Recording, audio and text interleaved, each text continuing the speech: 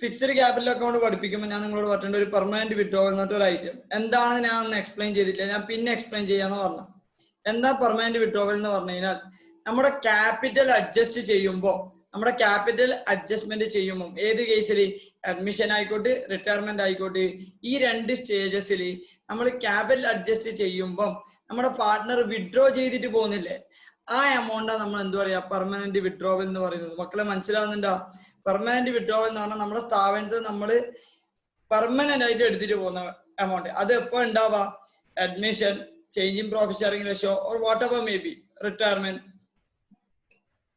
ഈ കേസുകളിലെല്ലാം capital adjustment ചെയ്യുന്നുണ്ടെങ്കിൽ, ക്യാപിറ്റൽ അഡ്ജസ്റ്റ്മെന്റ് എന്ന് പറയുന്നത് പല മെത്തേഡ് നിങ്ങൾ പഠിച്ചിട്ടുണ്ട്. ഓക്കെ, അഡ്മിഷൻ ആണെങ്കിൽ 2 മെത്തേഡ് പഠിച്ചു, റിട്ടയർമെന്റ് ആണെങ്കിൽ 2 മെത്തേഡ് പഠിച്ചു. ഓക്കെ, 2 മെത്തേഡ് എന്നല്ല, ആഫ്റ്റർ ഓൾ അതിൽ എന്താ പറയുന്നത്, ക്യാപിറ്റൽ ബാലൻസ് അല്ലെങ്കിൽ capital balance of partner should be in proportion to their profit sharing ratio. Okay, ഇത് നമ്മൾ ചെയ്യുമ്പോൾ നമ്മൾ ഏതെങ്കിലും ഒരു പാർട്ട്ണർ വിഡ്രോ ചെയ്യുന്നുണ്ടെങ്കിൽ അതിനെ നമ്മൾ എന്ത് പറയാ, പെർമനന്റ് വിഡ്രോവൽ. ഓക്കെ, ഇതാണ് 1 ലൈൻ സമ്മറി എന്ന് പറയുന്നത്. നെക്സ്റ്റ് നമ്മൾ ചെയ്യാൻ പോകുന്ന ക്വസ്റ്റ്യൻ എന്ന് പറയുന്നത് ക്വസ്റ്റ്യൻ നമ്പർ 3 ആണ്. Okay, ABC where partnership, ABC where in a partnership sharing profits in the proportion of 5:4:3. The balance sheet of the firm as on 31st March 2015 as under capital accounts. Oh, nalla figure another 135,930, 1,35,930. B 95,120, 61170, whatever maybe, no problem. Trade payables and goodwill already appearing in the balance sheet and goodwill and the chain in the career, right of a journal entry, old partners capital account up to goodwill.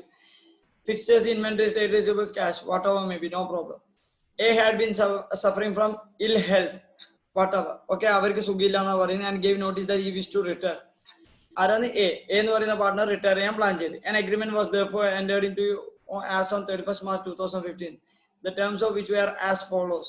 Okay, ഇതൊരു variety question ആണ്. ഇതിപ്പോ ഞാൻ ചെയ്യണമെന്നൊക്കെ കുറെ ആൾക്കാർ പറയും, നമുക്ക് നോക്കാം, ചെയ്യണമെങ്കിൽ ചെയ്യാം.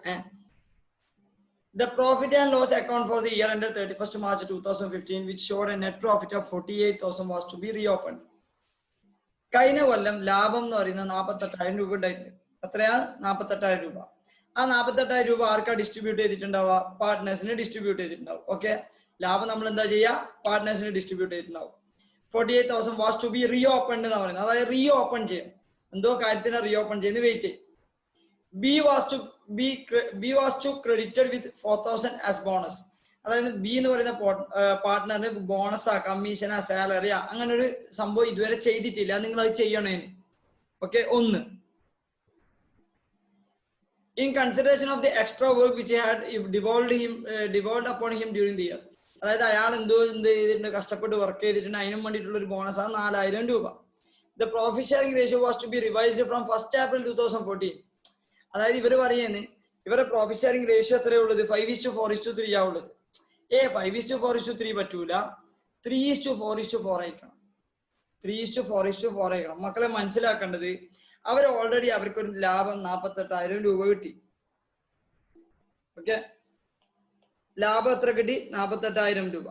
ആ 48,000 അവർ എന്ത് ട്രീറ്റ് ചെയ്തിട്ടില്ല? ബോണസ് ട്രീറ്റ് ചെയ്തിട്ടില്ല. ഓക്കെ, ഈ നെറ്റ് പ്രോഫിറ്റ് ഇവർ എന്ത് ചെയ്ത് ഒന്നും പറയുന്നതിന് നമ്മൾ മനസ്സിലാക്കേണ്ടത് പാർട്ട്നേഴ്സിന് ഡിസ്ട്രിബ്യൂട്ട് ചെയ്ത്. ഓക്കെ, പാർട്ട്നേഴ്സിനെ അവർ ഡിസ്ട്രിബ്യൂട്ട് ചെയ്തത് ഏത് റേഷ്യോയില്? 5:4:3. ഓക്കെ, ഇതാ നമ്മളോട് പറയുന്ന കഥയാണ് ഞാൻ എക്സ്പ്ലെയിൻ ചെയ്തു. നമ്മളോട് പറയുന്നത് ഇത് റീ ഓപ്പൺ ചെയ്യണം. കേസിൽ റീ ഓപ്പൺ ചെയ്യുന്നില്ല, അതേപോലെ റീ ഓപ്പൺ ചെയ്യണം. റീ ഓപ്പൺ ചെയ്തിട്ട് നമ്മൾ ഫസ്റ്റ് എന്താ ചെയ്യണമെന്ന് വെച്ചാൽ ബോണസ് കൊടുക്കുക. എത്ര? 4,000 ബോണസ്. പിന്നെ നമ്മൾ പറയുന്നത് ബാക്കി പ്രോഫിറ്റ്, അതായത് അല്ലെങ്കിൽ അതിന് മുതലുള്ള പ്രോഫിറ്റ് ഷെയറിംഗ് റേഷ്യോ എന്ന് പറയുന്നത് 3:4:4 ആണ്. എന്താ പറയുന്നത്? 3:4:4. ഓക്കെ, 3:4:4. മക്കൾ ഇതെല്ലാം ഇപ്പൊ ഞാൻ വായിച്ചത് ജേർണൽ എൻട്രീസ് ആണ്, ഞാൻ പഠിപ്പിച്ചു തരും, പേടിക്കാൻ വേണ്ട. വെയിറ്റ്. ഇതാണ് ഒരു കാര്യം ചെയ്യേണ്ടത്. Goodwill was to be valued at 2 years purchase of the average profit of the preceding 5 years. The fixtures were to be valued by an independent valuer. അതായത് ഫിക്സ്റ്റേഴ്സ് എന്ത് ചെയ്യും? ഒരു ഇൻഡിപെൻഡന്റ് വാല്യൂറെ കൊണ്ട് വാല്യൂ ചെയ്യിപ്പിക്കും. ഗുഡ്വിൽ എങ്ങനെ ചെയ്യും? പ്രിസീഡിംഗ് 5 yearsന്റെ ബേസ് ആയിട്ട് അതും കണ്ടുപിടിക്കും. A provision of 2% was to be made for doubtful debts. ഒന്നുമില്ല, revaluation of assets and liabilities തന്നത്. And the remaining assets were to be taken at their book values. Book വാല്യൂസിൽ taken over ചെയ്യുന്നതെന്ന് പറഞ്ഞു കഴിഞ്ഞാൽ അതിന്റെ അർത്ഥം എന്താണെന്ന് വെച്ചാൽ റീവാലുവേഷൻ ഇല്ലാന്നാണ് ബാക്കിയുള്ള അസറ്റ്സിന്. ബാക്കിയുള്ള അസറ്റ്സിന്റെ റീവാലുവേഷൻ ഇല്ലാന്ന് അർത്ഥം. നിങ്ങൾ വിചാരിക്കണം മെമ്മോറാണ്ടം റീവാലുവേഷൻ അക്കൗണ്ട് പ്രിപ്പയർ ചെയ്യാന്നല്ല അവർ പറയുന്നത്. മനസ്സിലാകുന്നുണ്ടോ മക്കളെ? എന്നിട്ട് പറയുന്നത് the valuation arising out of the above agreement where goodwill 56,800. അതായത് ഗുഡ്വില്ലിന്റെ വാല്യൂ ആണ്, ഗുഡ്വിൽ ഓഫ് ദ ഫേം എത്ര ആണ്? 56,800. നിങ്ങൾക്ക് എന്താ ചെയ്യേണ്ടതെന്ന് അറിയാം. Gaining partners capital account to sacrificing partners capital account. And the fixtures 10,980. Fixtures ആരോ വാല്യൂ ചെയ്യുന്നുണ്ട്. ആ വാല്യൂ എത്രയാണ്? 10,980. നിങ്ങൾ നോക്കിയാട്ടെ, ഫിക്സ്ചേഴ്സ് 8,200 ഉള്ളത് ഇപ്പൊ എത്രയായി? 10,980. ഇൻക്രീസ് ഇൻ അസറ്റ് ആണ്, റീവാലുവേഷൻ ചെയ്യാം. ഓക്കെ, എന്നിട്ട് നമ്മളോട് പറയുന്നത് B and C agreed as between themselves to continue the business. B യും C യും ബിസിനസ് നടത്തും. Sharing profits in the ratio of 3:2. New ratio തന്ന് ഓൾഡ് റേഷ്യോ നമുക്ക് ഓൾറെഡി തന്നിട്ടുണ്ട്. Okay, 3:2. And decided to eliminate goodwill from the balance sheet. അത് നമ്മളോട് പറയേണ്ട ആവശ്യമില്ല, നമ്മൾ എന്ത് ചെയ്യും? ബാലൻസ് ഷീറ്റിൽ നിന്ന് ഗുഡ്വിൽ ഒഴിവാക്കും. ഓക്കെ, ഇതാണ് അടുത്ത extra point. And to retain the fixtures on the books at the revised values. To retain the fixtures on the books at the revised values. അതായത് റിവൈസ്ഡ് വാല്യൂ തന്നെ ഫിക്സ്ചേഴ്സിനെ കാണിക്കും. അതായത് മെമ്മോറാണ്ടം റീവാലുവേഷൻ അല്ല prepare ചെയ്യേണ്ടതെന്ന് മനസ്സിലാക്കേണ്ടത്. മെമ്മോറാണ്ടം റീവാലുവേഷൻ പ്രിപ്പയർ ചെയ്യുമ്പോൾ എങ്ങനെയാണ്? ബുക്സ് ഫിക്സ്ചേഴ്സ് ബുക്ക് വാല്യൂലാണ് കാണിക്കേണ്ടത്. ഇവിടെ പറയുന്നത് നിങ്ങൾ റിവൈസ്ഡ് വാല്യൂ തന്നെ കാണിച്ചോ. എന്നാൽ നമ്മൾ സാധാ ചെയ്യുന്നത് തന്നെയാണ്. അവർ വെറുതെ നമ്മൾ കൺഫ്യൂസ് ചെയ്യുന്നത്. പക്ഷെ വേറൊരു കാര്യം പറയുന്നുണ്ട് അവർ, ശ്രദ്ധിക്കണേ. And to increase the provision for doubtful debts to 6%. അതായത് റിട്ടയർമെന്റ് സ്റ്റേജിൽ എന്ത് ചെയ്ത് നമ്മൾ ഒരു വട്ടം റീവാലുവേഷൻ ചെയ്തു, അത് പ്രൊവിഷൻ ക്രിയേറ്റ് ചെയ്യേണ്ട 2% നമ്മൾ അതിന്റെ പ്രോഫിറ്റ് ഓർ ലോസ് എല്ലാം കണ്ടുവെച്ച് ഡിസ്ട്രിബ്യൂട്ട് ചെയ്യും. അതിനുശേഷം നമ്മൾ ഒന്നും കൂടി എന്ത് ചെയ്യുന്നത്? ബിയും സിയും പാർട്ട്ണറായിട്ട് നിൽക്കുമ്പോൾ ഒന്നും കൂടി അവര് റീവാലുവേഷൻ ചെയ്യുക. എന്തുമാത്രം? ട്രേഡ് റിസീവബിൾസ് മാത്രം. എത്രയാന്ന് എന്നിട്ട് പറയുന്നത്, നേരത്തെ 2% നമ്മൾ എന്ത് ചെയ്ത് പ്രൊവിഷൻ ക്രിയേറ്റ് ചെയ്ത്, നമുക്ക് 2% പോരാ, 6% വേണം, 4% വരെ ഇൻക്രീസ് ചെയ്യിപ്പിക്കണം. ഓക്കെ, പക്ഷേ ഫസ്റ്റത്തെ 2% ട്രീറ്റ് ചെയ്യുമ്പോൾ ലോസ് ഓർ പ്രോഫിറ്റ് ഡിസ്ട്രിബ്യൂട്ട് ചെയ്യുന്നത് ഓൾഡ് പാർട്ട്നേഴ്സിനാണ്. ഈ 2% 6%ലേക്ക് ഇൻക്രീസ് ചെയ്യുന്ന 4% നമ്മൾ ഡിസ്ട്രിബ്യൂട്ട് ചെയ്യുന്നത് 2 പാർട്ട്നേഴ്സിന് മാത്രമായിരിക്കും, ബിക്കും സിക്കും മാത്രമായിരിക്കും. പറയുന്ന മനസ്സിലാകുന്ന മക്കളെ? Submit the journal entries necessary to give effect to the above arrangements and to draw up the capital account of the partners after carrying out all adjusting entries as stated above. നമുക്ക് balance sheet വന്നിട്ട് prepare ചെയ്യാൻ വേണമെങ്കിൽ ഒരു പ്രശ്നമില്ല. Okay മക്കളെ, മനസ്സിലായിട്ടുണ്ട് ഈ question? നമ്മൾ അഡ്ജസ്റ്റ്മെന്റ് ഒന്നും കൂടി വായിക്കുന്നു ക്വസ്റ്റ്യന്റെ. ഓക്കെ, അഡ്ജസ്റ്റ്മെന്റ് വായിക്കാല്ല, ജേർണൽ എൻട്രീസ് പറയാൻ പോയെന്ന്. മക്കളെ മനസ്സിലാക്കേണ്ടത് 48,000 രൂപ ലാഭം ഉണ്ടായത് നമ്മൾ 5:4:3 ഡിസ്ട്രിബ്യൂട്ട് ചെയ്തിട്ടുള്ളത് ഓൾറെഡി. ഓക്കെ, 5:4:3 ഓൾറെഡി ഡിസ്ട്രിബ്യൂട്ട് ചെയ്തത്. ഈ 48,000, കാരണം നമ്മൾ ഈ 48,000 ഒന്നും ചെയ്യുന്നില്ലെങ്കിൽ നമ്മൾ അത് എന്ത് ചെയ്യും? 5:4:3 profit and loss appropriation distribute ചെയ്യും. പറയുന്ന മനസ്സിലാകുന്നുണ്ടാ? നമ്മൾ അത് എന്ത് ചെയ്യണം? റിവേഴ്സ് ചെയ്യണം. നമ്മൾ റീഓപ്പൺ ചെയ്യാന്ന് പറഞ്ഞു കഴിഞ്ഞാൽ ഓൾറെഡി ട്രീറ്റ് ചെയ്തത് നമ്മൾ എന്ത് ചെയ്യുക? റിവേഴ്സ് ചെയ്യണം. ഓക്കെ, ഈ പ്രോഫിറ്റ് ഡിസ്ട്രിബ്യൂട്ട് ചെയ്ത് നമ്മൾ എന്ത് ചെയ്യണം? റീഓപ്പൺ ചെയ്യണം. എന്താ റീഓപ്പൺ ചെയ്യുമ്പോൾ? ജേർണൽ എൻട്രി ഡിസ്ട്രിബ്യൂട്ട് ചെയ്യുമ്പോൾ ജേർണൽ എൻട്രി ഫസ്റ്റ് മനസ്സിലാക്കി. നിങ്ങൾ ഒരു പ്രോഫിറ്റ് ഡിസ്ട്രിബ്യൂട്ട് ചെയ്യുമ്പോൾ ജേർണൽ എൻട്രി നിങ്ങൾക്ക് അറിയാം, profit and loss account up to partners capital account. ഇവിടെ എന്താ journal entry? Partners capital account up to profit and loss account. കാരണം ഇത് റിവേഴ്സലാ മക്കളെ. എങ്ങനെ നമ്മൾ ഡിസ്ട്രിബ്യൂട്ട് ചെയ്യാം? ഈ 48,000 5:4:3 നമ്മൾ ഓൾറെഡി ട്രീറ്റ് ചെയ്തത് നമ്മൾ എന്ത് ചെയ്യുക? റിവേഴ്സ് ചെയ്യുമ്പോൾ സെയിം 5:4:3 ട്രീറ്റ് ചെയ്തത്. ഫസ്റ്റ് ജേർണൽ എൻട്രി റിവേഴ്സലിനും വേണ്ടി. ഓക്കെ, റിവേഴ്സലിനും വേണ്ടിയിട്ട് ഫസ്റ്റ് ജേർണൽ എൻട്രി. രണ്ടാമത്തത് B was to be credited with 4,000 as bonus എന്ന് പറയുമ്പോൾ അതിന്റെ journal entry bonus or commission whatever may be, bonus or commission account debited to B's capital account. ഇതാണ് ഫസ്റ്റ് ജേർണൽ എൻട്രി. രണ്ടാമത്തെ journal entry profit and loss account debited to B's capital account.